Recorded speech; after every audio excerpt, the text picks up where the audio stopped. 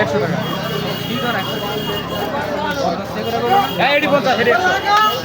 তো কেমন চলছে ভাই?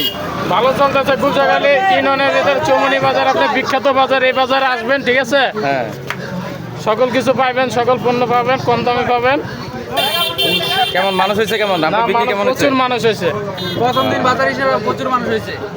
প্রথম সপ্তাহ হিসাবে প্রচুর মানুষ হয়েছে। আপনারা এই বাজারে আসবেন। ঠিক আছে ঠিক আছে। চৌমনি বাজার এরিয়া অনেক বড়।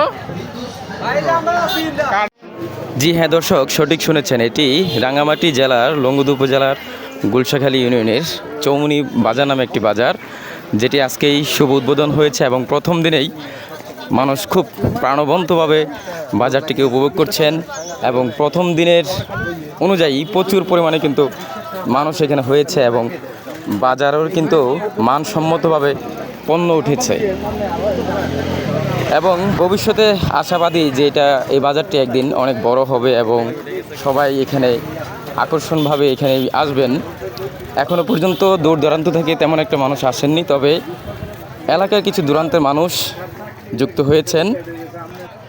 এখনও পর্যন্ত এটি নিজস্ব তালতলিতেই চলছিল এই বাজারটি এবং শেষ পর্যন্ত এই নতুনভাবে যুক্ত হচ্ছে প্রক্রিয়া, যেখানে বিশেষভাবে অবদান রেখেছেন রাজনগর জোন 37 বিজিবি।